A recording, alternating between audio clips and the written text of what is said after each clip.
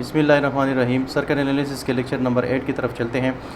पिछले लेक्चर से हमने किरचॉफ्स लॉज को स्टडी करना शुरू किया। दो लॉज हैं, एक को केसीएल कहते हैं कि यानी किरचॉफ्स करंट लॉ को, जिसको हमने लेक्चर नंबर 7 में डिस्कस किया।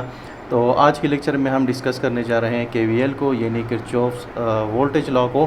तो पहले भी जैसे डिस्कस किया था कि केसीएल का ताल्लुक जो है वो नोड के साथ है, जबकि केवीएल जो है वो रिलेटेड टू है लूप्स। तो देखते हैं कि किरचॉफ वोल्टेज लॉ क्या कहता है। यहाँ पे मैंने स्टेटमेंट लिखी है कि the sum of all voltages around any loop is equal to zero. ठीक है, जिस तरह केसीएल में था कि sum of all currents entering any node will be equal to zero, तो उसका ताल्लुक जो कि नोड के साथ था यहाँ और करंट्स के साथ था, यहाँ पे इसका केवीएल का ताल्लुक जो है वो वोल्टेज के साथ है और लूप्स के साथ है। ठीक है, तो जैसे ही करंट जो है वो नोड पे डिस्ट्रीब्यूट होती है, कहीं पे भी कोई नोड है, यहाँ से कोई करंट इंटर हो रही है, ठीक है, वो यहाँ पे आके इस नोड के बाद डिस्ट्रीब्यूट हो जाती है। तो वोल्टेज जो है वो अराउंड ए लूप डिस्ट्रीब्यूट होती है। ठीक है, किसी किसी जगह पे कोई भी एलिमेंट्स लगे हैं, ठीक है, तो उसमें ये वोल्टेज जो है वो डिस्ट्रीब्यूट होती रहती है। एक सोर्स वोल्टेज होती है जो बाकी एलिमेंट्स को वोल्टेज प्रोवाइड करती है। ठीक है, तो ये अपनी रेजिस्टेंस के मुताबिक वोल्टेज ड्रॉप करता है, ये अपनी रेजिस्टेंस के मुताबिक वोल्टेज ड्रॉप करता है, और इसी तरह हम कहते हैं कि ये जो सोर्स वोल्टेज है वो सारे एलिमेंट्स पे डिस्ट्रीब्यूट हो जाती है। तभी जाके जब हम इनको सम निकालते हैं तो इनका सम हमारे पास इक्वल टू ज़ीरो आ जाता है। तो अब स्टेटमेंट की तरफ आते हैं कि sum of all voltages around any loop is equal to zero. तो मैथमेटिकली हम लिख सकते हैं कि sum of all voltages around a loop will be equal to zero, और इसके साथ इसकी लिमिट लिख लेंगे। तो n जो है वो टोटल नंबर ऑफ वोल्टेजेस होंगे। ठीक है, तो इसको इक्वेशन नंबर 1 लिख लेते हैं। इसको अगर एक्सपेंड करें तो हमारे पास इक्वेशन क्या बन जाएगी, V1 plus V2 plus up to V of n is equal to zero. ये इक्वेशन नंबर 2 इसको मैं लिख लेता हूँ। अब KVL को अप्लाई कैसे करना है, ठीक है, कि हाउ टू अप्लाई KVL। ठीक है, तो यहाँ पे मैं लिख लेता हूँ कि go through the circuit for a specific loop। ठीक है, किसी भी एक लूप को आप सेलेक्ट करेंगे और उसमें गो थ्रू करेंगे। ठीक है, right the voltages positive if its positive terminal comes first, and write the voltages negative if its negative terminal comes first. तो ये इसका तरीका है। ठीक है, आप गो थ्रू करेंगे किसी भी लूप में एक सर्किट के लिए, किसी भी स्पेसिफिक एलिमेंट का पॉजिटिव टर्मिनल पहले आता है तो उस वोल्टेज को आप पॉजिटिव लिखेंगे, और अगर किसी भी एलिमेंट का पहला टर्मिनल आपके सामने नेगेटिव आ जाए तो उसको आपने नेगेटिव लिखना है। ठीक है, तो अब इस सर्किट की तरफ जाते हैं। इस सर्किट में देखते हैं कि KVL हमने इस लूप पे कैसे अप्लाई करना है। ये बिल्कुल एक सिंपलेस्ट सर्किट है, सिंगल लूप सर्किट है। तो अब देखिए, अब मैं अगर यहाँ से स्टार्ट लूँ, ठीक है, और तो मैं यहाँ से होते हुए जाऊँ तो V1 का जो पहला टर्मिनल मेरे सामने आ रहा है वो क्या आ रहा है, वो नेगेटिव टर्मिनल आ रहा है, तो मैं इसको लिख लूँगा माइनस V1। अब आगे जाते हैं। ठीक है, यहाँ से होते हुए मैं पहुँचा V2 पे। अब V2 का पहला टर्मिनल मेरे सामने क्या आ रहा है, प्लस आ रहा है। ठीक है, तो मैं इस वोल्टेज को लिख लूँगा प्लस के साथ। अब आगे इससे गुज़रते हुए जब हम तीसरे एलिमेंट की तरफ पहुंचते हैं तो उसका पहला टर्मिनल हमारे पास क्या आ रहा है, उसका माइनस आ रहा है। तो हम उसको नेगेटिव के साथ लिख लेते हैं।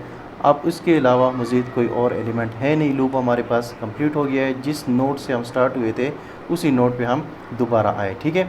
तो हम इस नोड को भी सेलेक्ट कर सकते थे कि इस नोड से होते हुए एंटी क्लॉकवाइज आते, तब भी ये इक्वेशन यही बनेगी। रूल आपने यही फॉलो करना है कि पहला प्लस टर्मिनल आए तो उसको पॉजिटिव लिखें, और अगर पहला नेगेटिव टर्मिनल आए तो उसको नेगेटिव लिखें, ठीक है। अब क्या होगा, इज इक्वल टू हम इसको 0 लिख लेंगे। इम्प्लाइज दैट ये वोल्टेज पॉजिटिव है, ठीक है, इसको हम एक साइड पे लिख लेते हैं। बाकी ये वोल्टेज नेगेटिव है और ये वोल्टेज नेगेटिव है, इसको हम दूसरी साइड पे इक्वेशन के ले जाते हैं, ठीक है। तो ये क्या हो जाएगा, V1 प्लस V3।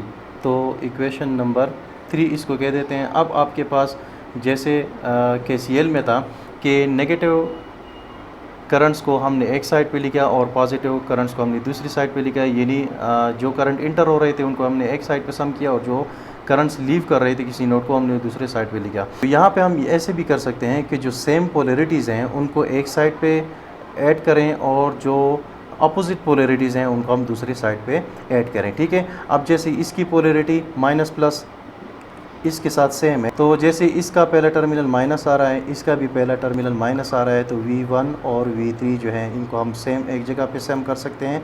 और जबकि V2 का पहला टर्मिनल पॉजिटिव आ रहा है तो हम पहले से इसको दूसरी साइड पे लिख सकते हैं। अब अगर हम इसको एंटी क्लॉकवाइज डायरेक्शन में देखें और यही रूल अप्लाई करें तो हम कैसे इक्वेशन फाइंड कर सकते हैं। हम अगर यहाँ से स्टार्ट लें, ठीक है, तो पहला एलिमेंट हमारे पास V3 आ रहा है और V3 का पहला टर्मिनल हमारे पास कौन सा आ रहा है, प्लस टर्मिनल आ रहा है। तो हमने इसको V3 लिख लिया, प्लस पहले ये लिखें या ना लिखें कोई फ़र्क नहीं पड़ता। अब आते हैं दूसरे एलिमेंट की तरफ। दूसरे एलिमेंट का पहला टर्मिनल माइनस आ रहा है तो मैं उसको माइनस V2 लिख लेता हूँ। अब आगे आते हैं, ठीक है, तीसरे एलिमेंट की तरफ। तीसरे एलिमेंट का पहला टर्मिनल मेरे पास पॉजिटिव आ रहा है तो मैं इसको पॉजिटिव लिख लेता हूँ, इज इक्वल टू 0। अब इसको अगेन देखते हैं, इसके साथ प्लस है, इसके साथ प्लस है, ठीक है। तो V1 प्लस V3 मैंने इसको थोड़ा सा रीअरेंज किया, इज इक्वल टू अब इसको इक्वेशन की दूसरी साइड पे ले जाएं V2। तो ये इक्वेशन और ये इक्वेशन बिल्कुल सेम है, ठीक है। अगर इसको ऐसे लिख लें V2 is equal to V1 plus V3, तो ऐसे भी इस इक्वेशन को अप्लाई किया जा सकता है। किसी भी नोड से आप स्टार्ट ले सकते हैं। अगर आप इस नोड से स्टार्ट लें तो पहला एलिमेंट आपके पास ये आ रहा है तो इसके साथ लिख लें प्लस V2। अब अगले एलिमेंट की तरफ आएँ, पहला नेगेटिव आ रहा है तो माइनस V3। उसके बाद होते हुए अगले एलिमेंट की तरफ आएँ तो अगले एलिमेंट का पहला टर्मिनल आपके पास माइनस आ रहा है तो minus V1 is equal to 0, ठीक है। V2 इज इक्वल टू, इसको यहीं पे रहने दें, ये दो नेगेटिव हैं तो इसको इक्वेशन की दूसरी साइड पे ले जाएं तो V1 प्लस V3, अगेन वही सेम इक्वेशन आपके पास आएगी। तो KVL पे डिटेल डिस्कशन हो गई। अब KVL पे हम दो एग्जांपल करने जा रहे हैं। एग्जांपल नंबर 1 देखते हैं, ठीक है। यहाँ पे एक सर्किट मैंने ड्रा किया है जिसमें दो वोल्टेज सोर्स लगे हुए हैं, एक 5 वोल्ट का और दूसरा 7 वोल्ट का, और उसके अलावा एक रजिस्टर है 100 ओम का रजिस्टर, जिसकी एक्रॉस वोल्टेज जो है वो हम फाइंड करेंगे और इस लूप में जो करंट है उसको भी हम फाइंड करेंगे। तो यहाँ से स्टार्ट लेते हैं कि अप्लाई KVL ऑन लूप, इस ठीक है, इसको लूप 1 कह देते हैं, लूप 2 के जो भी नाम देते हैं। लूप नंबर 1 पे हम KVL अप्लाई करते हैं। तो तरीक़ेकार क्या था कि लेट्स सपोज मैं यहाँ से स्टार्ट लेता हूँ, तो यहाँ से जाते हुए पहला एलिमेंट मेरे पास ये 5 वोल्ट का सोर्स आ रहा है जिसका पहला टर्मिनल मेरे सामने नेगेटिव आ रहा है, तो इसको मैं लिख लेता हूँ -5 वोल्ट, ठीक है। अब यहाँ से आगे गुजरते हुए नेक्स्ट एलिमेंट मेरे पास आ रहा है वो 7 वोल्ट का सोर्स है और उसका पहला टर्मिनल मेरे पास आ रहा है माइनस, तो मैं इसको ले लेता हूँ -7 वोल्ट। इसके बाद आगे जाएं, ठीक है, तो उसके बाद नेक्स्ट एलिमेंट जो है वो ये 100 ओम का रजिस्टर आ रहा है जिसके क्रॉस वोल्टेज Vx है और उसका पहला टर्मिनल हमारे सामने आ रहा है प्लस, तो हम इसको प्लस के साथ लिख लेते हैं प्लस Vx। चूँकि Vx अननोन है इसको हमने फाइंड करना है, इज इक्वल टू 0 अब हो जाएगा। इम्प्लाइज दैट -5 -7 ये हो जाएगा -12 volt plus Vx is equal to 0, implies that Vx is equal to 12 volt. ठीक है, ये इक्वेशन की दूसरी साइड पे आ जाएगा तो प्लस हो जाएगा। ये हमारे पास एक आंसर हो गया। अब वी एक्स की वैल्यू हमारे पास फाइंड हो गई कि ये 12 वोल्ट है। आई एक्स को फाइंड करना है। अब आई एक्स सब एलिमेंट्स के लिए बिल्कुल सेम है, क्योंकि यहाँ पे कोई ऐसा नोड नहीं है, ठीक है, जहाँ से ये करंट जो है डिस्ट्रीब्यूट हो। ठीक है, तो एक ही लूप है, एक ही वायर है, इसी में से यही करंट फ्लो कर रहा है, तो सब एलिमेंट्स के लिए सेम है। तो इसको हम इस एलिमेंट के लिए फाइंड कर लेते हैं। कैसे फाइंड करेंगे कि I X is equal to V X by R X. ठीक है, ओम लॉ के मुताबिक। तो वी एक्स हमारे पास फाइंड हो गया, वो क्या था 12 volt divided by R X, ये रजिस्टर। ठीक है, रजिस्टर की वैल्यू क्या है 100 ओम है, तो हम लिख लेते हैं 100 ओम इज़ इक्वल टू, तो ये हमारे पास हो गया 0.12 एम्पेयर।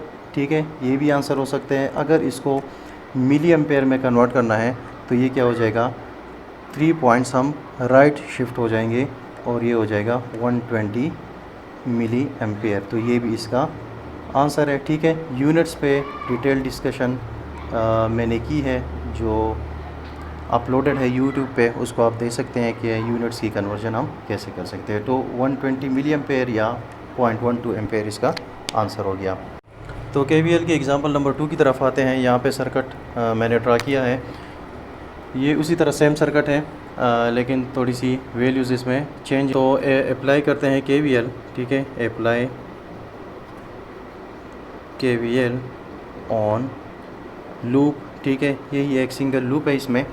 तो यहाँ से स्टार्ट करते हैं। ठीक है, पहला एलिमेंट मेरे पास ये 3 वोल्ट का सोर्स आ रहा है, जिसका पहला टर्मिनल हमारे पास क्या आ रहा है प्लस आ रहा है, तो इसको लिख लेते हैं +3 वोल्ट।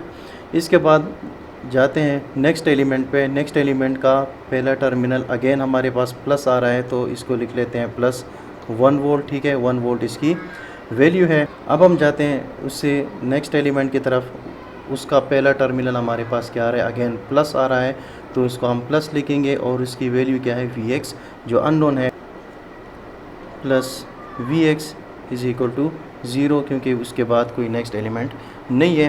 तो ये हमारे पास इसकी इक्वेशन आ गई। 3 + 1 हो जाएगा 4 volt plus V X is equal to 0 implies that V X will be equal to -4 volt. तो ये आ गई वी एक्स की वैल्यू। ठीक है, अब वी एक्स की वैल्यू हमारे पास आ गई, तो आई एक्स की वैल्यू फाइंड करते हैं। I X will be equal to V X divided by R X. V X की वैल्यू हमारे पास आ गई -4 volt divided by R X की वैल्यू है 10 ओम, तो ये हमारे पास आ जाएगा 0.4 एम्पेयर। इसको अगर हम मिली एम्प में कन्वर्ट करना चाहें तो ये हमारे पास हो जाएगी 1 2 3 पॉइंट्स हम करेंगे तो ये 400 मिली एम्पेयर इसकी वैल्यू आ जाएगी। तो सॉरी, इसके साथ नेगेटिव साइन भी है। तो ये हमारे पास आई एक्स की वैल्यू आ गई। अब आप देखें कि वी एक्स की वैल्यू भी नेगेटिव में आ गई और आई एक्स की वैल्यू भी नेगेटिव में आ गई। इसका मतलब ये है कि एक्चुअली करंट की डायरेक्शन ये नहीं है जो हमने ली है क्लॉकवाइज। ठीक है, एक्चुअली करंट की डायरेक्शन जो है वो एंटी क्लॉकवाइज है। तो एंटी क्लॉकवाइज जब हम लेंगे तो फिर ये क्या होगा, फिर ये 400 मिली एम्पेयर होगा प्लस। ठीक है, तो पहले भी समझाया था कि अगर ये आई एक्स है लेफ़्ट टू राइट, ठीक है, तो अगर राइट टू लेफ़्ट लेंगे तो ये इसको हम लिखेंगे -आई एक्स। और इसी तरह अगर पोलैरिटी ये है और इसको हमने वी एक्स कहा है, तो अगर इस पोलैरिटी को हम उलट कर दें तो हम इसको -वी एक्स कहेंगे। इसका मतलब ये है कि यहाँ पे जो -4 वोल्ट आया है तो उसकी भी पोलैरिटी यहाँ पे प्लस माइनस नहीं है बल्कि माइनस प्लस है। तो इसी एजम्पशन के मुताबिक अगर हम वी एक्स को लें तो क्या रिज़ल्ट आना चाहिए।